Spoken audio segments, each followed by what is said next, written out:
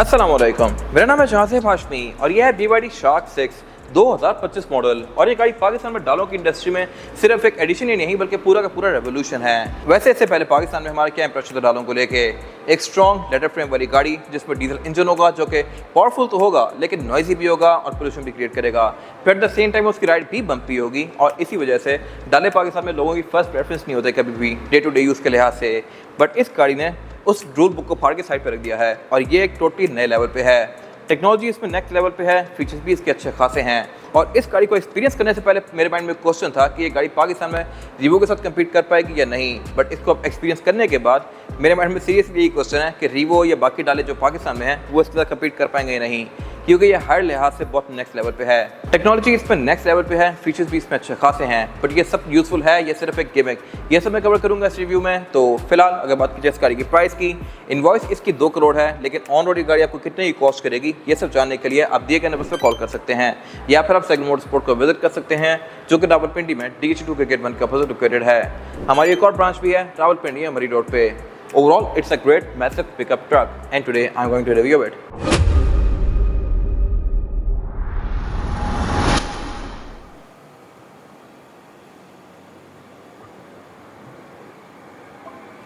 Let's start with the exterior of this car. और सबसे पहले बात करते हैं इसके फ्रंट एंड की। बाय द वे यहाँ पे एक इंटरेस्टिंग चीज़ ये है कि अब आपको थोड़ी नॉइस कम फील हो रही होगी, वो इसलिए क्योंकि इसका इंजन मैंने ईवी पे स्विच कर दिया है। Acceleration, power, performance, AC, heater सब कुछ पहले जैसा ही है, लेकिन अब इसका इंजन ऑफ हो गया है। ये प्योर ईवी पे आपको 100 किलोमीटर की रेंज देता है। More on that later. फिलहाल अगर बात कीजिए इस गाड़ी के फ्रंट एंड की तो ये लगता है कि लिटरली किसी साइफाई मूवी से निकल के आया है।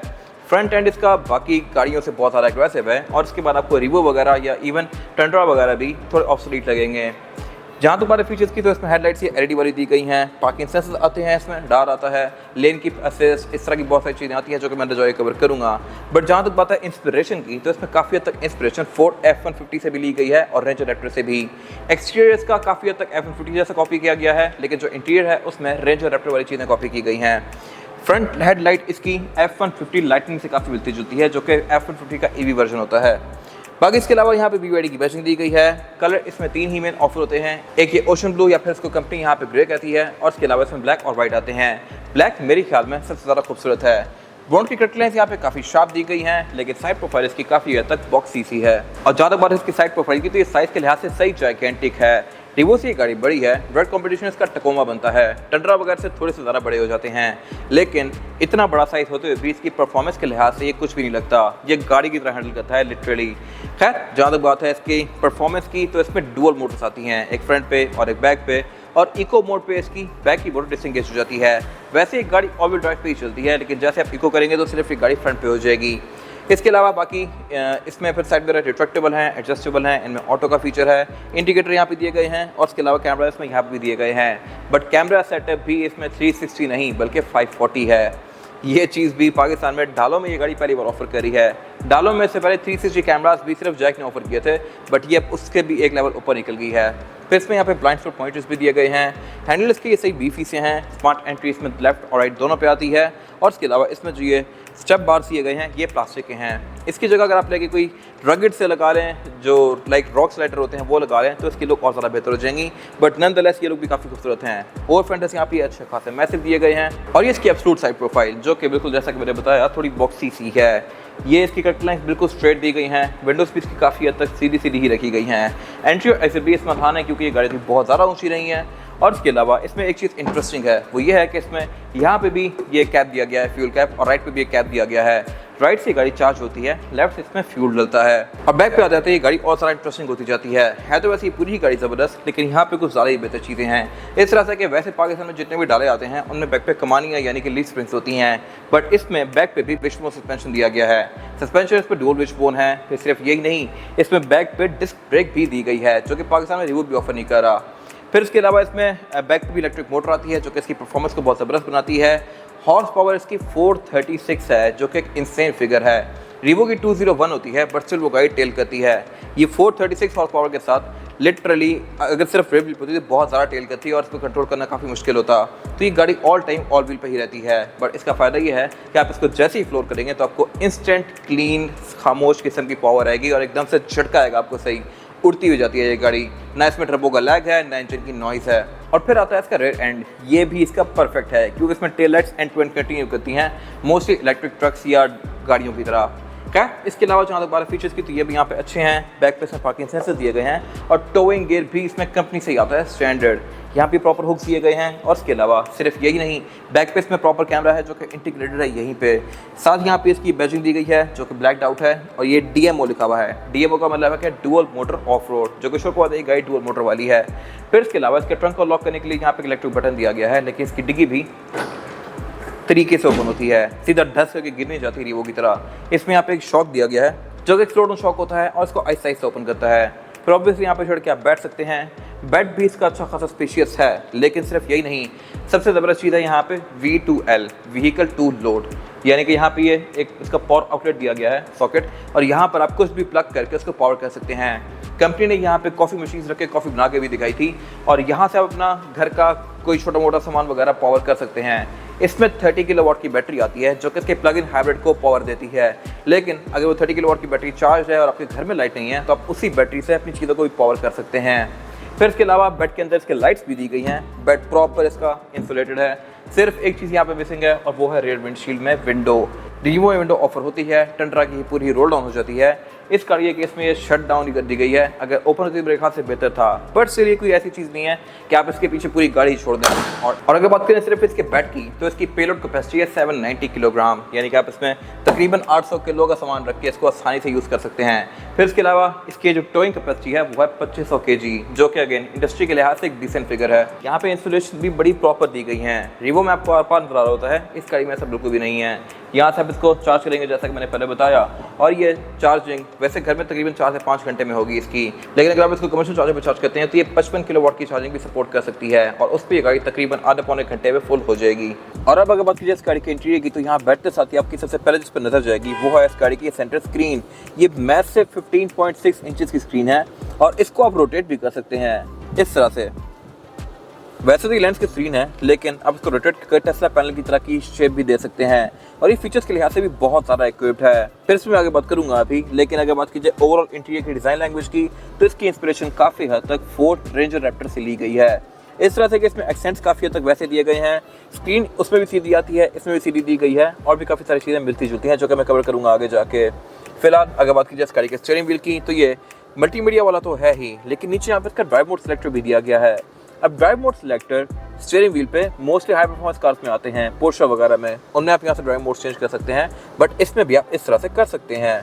फिर इसके स्टीयरिंग व्हील की फील भी काफ़ी प्रीमियम है। ये लेदर स्टिच्ड है और यहाँ पे ऑरेंज कलर के एक्सेंट्स दिए गए हैं, जैसा कि बाकी गाड़ियों में भी कंटिन्यू किए गए हैं। फिर यहाँ पे इसका lane departure assist, adaptive cruise control वगैरह दिया गया है। इसके अलावा हेडलाइट्स ऑटोमेटिक हैं, वाइपर भी इसके रेन सेंसिंग है, और फिर पीछे इसका मीटर दिया गया है जो कि हैवल की तरह पूरा ही डिस्प्ले है। लेकिन यहाँ पे एक चीज़ मजे की है, वो ये है कि यहाँ पे 2 गेजेस दिए गए हैं, एक फ्यूल का और फिर एक इसके PHEV बैटरी का। अगर ये बैटरी 100% चार्ज हो तो ये गाड़ी इंजन पे स्विच ही नहीं होगी। अभी इसकी बैटरी 24% है, बट स्टिल ये गाड़ी इंजन पे नहीं जा रही, EV पे चल रही है। अब इसको इंजन पे लेके जा सकते हैं ड्राइव मोड्स चेंज करके। और इसके अलावा फिर पीछे इसका हेडअप डिस्प्ले दिया गया है। यस, डाले हेडअप डिस्प्ले ऑफर नहीं करते, बट पाकिस्तान में पहली बार इस गाड़ी ने ये दिया है। इस गाड़ी में बहुत सारी चीज़ें फर्स्ट हैं पाकिस्तान में, जैसे कि हाइब्रिड डाला पहली बार आया, फिर इसके अलावा प्लग इन हाइब्रिड भी डाला पहली बार आया है पाकिस्तान में। इतना बड़ा पैनल पहली बार किसी डाले में दिया गया। मल्टीमीडिया भी इसमें पूरी स्क्रीन पहली बार की गई, हेडअप डिस्प्ले पहली बार दिया गया, और भी यहाँ पे बहुत सारी चीज़ें 1 ऑफ 1 है इस गाड़ी में। खैर, इसके अलावा डैशबोर्ड के सेंटर में ये ग्रिल दी गई है जो कि इसका सबवूफर है, और इसके अगर आप होल्स पे गौर करें तो कुछ होल छोटे हैं, कुछ बड़े हैं, और ये इंटेंशनल है। सीट भी इसकी परफोरेटेड है और इनमें भी इसी तरह 5 होल्स दिए गए हैं, ये कुछ छोटे हैं कुछ बड़े हैं। फिर इस गाड़ी में एक और चीज़ बहुत बेस्ट है, और वो चीज़ लोग मोस्टली नोटिस ही नहीं करेंगे, वो ये है कि इसमें बैक पे जो फ्लोर बेड है ये फ्लैट आता है। इसके अलावा जहाँ तक बात है स्क्रीन की, तो इस गाड़ी की मोस्टली चीज़ें आप ये से कंट्रोल कर सकते हैं। फ्रंट दोनों सीट्स इसकी हीटेड वेंटिलेटेड हैं, तो उसको आप यहाँ से ऑन ऑफ कर सकते हैं। क्लाइमेट कंट्रोल की गाड़ी डुअल जोन ऑफर करती है, और इसके अलावा स्क्रीन को मैं इस तरह से रोटेट करके नॉर्मली यूज़ कर सकता हूँ। इसमें कैमरा सेटअप 540 डिग्री है, मैंने पहले बताया था, और ये काम इस तरह से करता है कि एक दफ़ा कोई ऑब्स्टिकल अगर ये गाड़ी सामने से या बैक से देख ले, तो फिर ये आपको बताती है कि ऑब्स्टिकल कब गाड़ी के नीचे से कितना गुजर चुका है। फिर इसी तरह अगर आप इस गाड़ी को ड्राइव कर रहे हैं, तो इसकी जो ये आगे येलो लाइन्स दी गई हैं, ये बेसिकली एक्जैक्टली वो पॉइंट्स हैं जहाँ पे इसके टायर जाएंगे। अगर मैं गाड़ी टर्न करता हूँ और ये टर्न होने के बाद जहाँ पे लाइन्स दिखा रही है, यहाँ पर आप कोई चीज़ भी रख दें तो ये गाड़ी कंफर्म उसके ऊपर से गुजरेगी। और ये चीज़ आपको ऑफ रोडिंग में काफ़ी हेल्प करती है। आपको आइडिया होगा कि आपके टायर कहाँ जा रहे हैं। इसी तरह अगर आप किसी डक पे लगा रहे हैं इस गाड़ी को या लिफ्ट पे लगा रहे हैं, तब भी आपको आइडिया होगा कि आपके टायर कहाँ चल रहे हैं और गाड़ी बीच में नहीं गिरेगी। ये काफ़ी यूजफुल चीज़ है। इसके अलावा फिर यहाँ पे इसके एयर वेंट्स दिए गए हैं। एयर वेंट्स के काफ़ी हद तक टाफ्ट से इंस्पायर्ड हैं। टायर टू टाफ्ट में इस तरह के एयर वेंट्स दिए गए होते हैं और एक्सेंट्स भी यहाँ पे ऐसे ही होती हैं। फिर इसके अलावा नीचे यहाँ पे इसका वायरलेस चार्जर दिया गया है और ये भी अपग्रेडेड है। ये 50 वॉट का वायरलेस चार्जर है, यानी कि आपके पास अगर कोई लेटेस्ट फोन भी है S24 वगैरह, S25 वगैरह या फिर iPhone 16, तो वो भी यहाँ पे फास्ट चार्ज होगा। तो आपके पास अगर ये बड़ी बैटरी वाले फोन्स भी हैं तो ये भी यहाँ पे फास्ट चार्ज होंगे। आम चार्जर पे फ़ोन आपको तकरीबन 6-7 घंटे का टाइम दिखाता है, यहाँ पे 2 घंटे दिखा रहा है। इसके अलावा यहाँ पे NFC का एक एरिया दिया गया है जहाँ पे आप अपना ऐप वाला फ़ोन रख के गाड़ी को ऑन कर सकते हैं। और पीछे पे इसका गेयर सेलेक्टर दिया गया है जो कि अगेन रेंजर रैप्टर से इंस्पायर्ड है। इसको मैं इस तरह से डिफरेंट गेयर में स्विच कर सकता हूँ। रेंजर रैप्टर में गेयर पीछे ही रह जाता है, इसमें गेयर रिट्रैक्ट कर जाता है। इसके अलावा अब मोस्टली लोग कहते हैं कि टेस्ला पैनल तो दे दिया, लेकिन गाड़ी के सारे कंट्रोल यहाँ पे चले गए। और अगर गाड़ी लेट्स सपोज कहीं शेकी ग्राउंड पे है या आप टर्न करें या ड्राइव करें तो फीचर्स को यूज़ करना काफ़ी मुश्किल होता है और आपकी उंगली कहीं भी लग रही होती है। बट इस गाड़ी के केस में कुछ हद तक वैसा है, लेकिन मोस्टली जो इसके मोटे मोटे फीचर हैं वो यहाँ पे फिजिकल बटन के साथ दिए गए हैं। अब अगर मैंने AC ऑन करा है तो मैं यहीं से कर सकता हूँ, लेकिन यहाँ पे एक फिजिकल बटन भी है जिससे मैं इसको ऑन ऑफ कर सकता हूँ। वॉल्यूम रॉकर यहाँ पे दिया गया है और गाड़ी के मेजर कंट्रोल्स यहाँ पे दिए गए हैं। पार्किंग ब्रेक भी इसमें इलेक्ट्रॉनिक आती है जिसको मैं यहाँ से इंगेज डिसंगेज कर सकता हूँ। और इसका स्टार्ट स्टॉप बटन भी इंटरेस्टिंग है, ये सेंटर में दिया गया है। ये काफ़ी हद तक लैम्बोर्गिनी से इंस्पायर्ड है। इसके अलावा यहाँ पे कप होल्डर्स हैं, सेंटर कंसोल दिया गया है जो कि स्पेस के लिहाज से डिसेंट है। फीचर्स भी यहाँ पे ठीक हैं, लेकिन कूल बॉक्स की गाड़ी ऑफर नहीं करती। फिर जहाँ तक बात है सीट्स की, तो इसमें ये स्टिचिंग्स दी गई हैं। सीट्स इसकी परफोरेट हैं जैसा कि पहले बताया मैंने, हैं ये 12 वे एडजस्टेबल। और इसके अलावा सेम लेदर इसका सीट्स वाला डोर्स में भी कंटिन्यू किया गया है। साउंड सिस्टम इसमें ये DVN ऑडियो है या DYN ऑडियो है, आई एम नॉट श्योर, लेकिन देखने में प्रीमियम लग रहा है। विंडोज में चारों भी सिंगल टैप वाली हैं, साइड में रिट्रैक्टेबल है, रूफ लाइनर ब्लैक है, सनरूफ ये गाड़ी ऑफर नहीं करती अक्रॉस द ग्लोब। इसके अलावा इसकी जो केबिन लाइट्स हैं ये टच में है, ये मेरे ख्याल से एक अच्छी चीज़ है। वैसे आपको ये चीज़ें लेक्सस में देखने को मिलती हैं। और इसके आसपास ये लाइन्स दी गई हैं ब्लू कलर की, जो कि आपको आइडिया देगी कहाँ पे लाइट्स हैं, ताकि आपको रात को पता हो कि आपने कहाँ पे हाथ लगाना है। Railway mirror auto dimming feature के साथ है। और अब अगर बात कीजिए इस गाड़ी में रेयर पैसेंजर्स के लिए सीटिंग कैपेसिटी की, तो ये भी बैक पे डिसेंट है। जैसा कि मैंने बताया फ्लोर बेड यहाँ पे फ्लैट है और ये आपको बहुत ही कम गाड़ी में देखने को मिलता है। फिर जहाँ तक बात है फीचर्स की, तो ये भी इसमें अच्छे हैं। इस तरह से रेयर पैसेंजर्स के लिए यहाँ पे एयर वेंट्स हैं, पावर आउटलेट्स हैं, स्टोरेज कंपार्टमेंट्स हैं और इसके अलावा सेंटर में सेंटर कंसोल भी दिया गया है जिसको निकाल के मैं एज एन आर्मरेस्ट यूज़ कर सकता हूँ। और इसमें 2 कप होल्डर्स भी दिए गए हैं। सीट बेल्ट भी इसमें रेयर पैसेंजर्स के लिए आती हैं, एयर बैग्स भी आते हैं जो कि बहुत कम गाड़ियाँ ऑफर करती हैं और इसमें हैं। इसके जो डोर हैंडल्स हैं ये ग्रे हैं, पेंट में हैं। और इसके अलावा साउंड सिस्टम भी बैक पे वही दिया गया है फ्रंट वाला। फिर इसके बैक डोर्स में भी ये लेदर दिया गया है। यहाँ पे यूजुअली गाड़ियाँ चीप आउट कर जाती हैं, बट इसमें नहीं किया गया। साउंड सिस्टम इसमें प्रीमियम है जैसा कि मैंने बताया, तो इसमें स्पीकर यहाँ ऊपर भी दिए गए हैं।